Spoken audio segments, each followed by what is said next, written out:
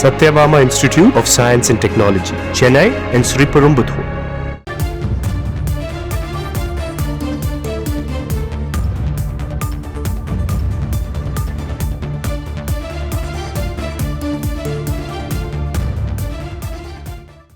சிறுவன் கடத்தல் சம்பவத்தில் ஏடிஜிபி ஜெயராமை சஸ்பெண்ட் செய்தது ஏன் என்று உச்சநீதிமன்றம் கேள்வி எழுப்பியிருக்கிறது.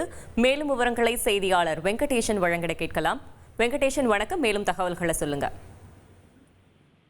வணக்கம். திருவள்ளூர் மாவட்டம் களம்பாக்கத்தைச் சேர்ந்த தனுஷ் இன்ஸ்டாகிராமில் பழகி தேனியைச் சேர்ந்த விஜயஸ்ரீயை காதலித்து பதிவு திருமணம் செய்தமைக்கு அப்பெண்ணின் பெற்றோர் எதிர்ப்பு தெரிவித்து தனுஷின் சகோதரை கடத்திவிட்டதற்கு தனுஷின் தாயார் அளித்த புகாரின் அடிப்படையில் வழக்கு பதிவு செய்யப்பட்டது.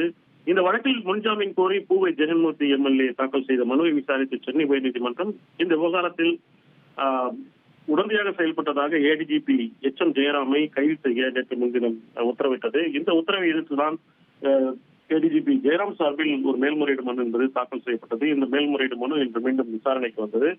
இந்த விசாரணை தொடங்கியதுடன் ஜெயராம் சார்பில் ஆஜரான வழக்கறிஞர் இந்த வழக்கிற்கும் தனக்கும் எவ்வித தொடர்பும் இல்லை, இருப்பினும் தான் இந்த வழக்கில் விசாரணைக்கு அழைக்கப்பட்டுள்ளதாக தெரிவித்தார். இதைத் தொடர்ந்து மாநில அரசின் சார்பில் ஆஜரான வழக்கறிஞர் இந்த விவகாரத்தில் அவர் விசாரணைக்கு வர வேண்டும் என்பதே தங்களது நோக்கமாக இருந்தது என குறிப்பிட்டார். அப்போது அப்படி என்றால் அவரை ஏன் நீங்கள் சஸ்பெண்ட் செய்தீர்கள் என நீதிபதிகள் வினவிய போது மனுதாரர் சார்பில் மேலும் அவர் காவல் நிலையத்தில் 24 மணி நேரம் அடைத்து வைக்கப்பட்டதாக ஒரு வாதத்தை முன்வைத்தார்.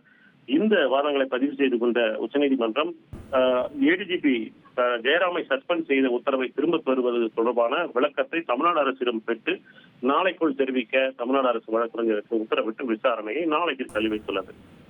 Satyabama Institute of Science and Technology, Chennai and Sriperumbudur.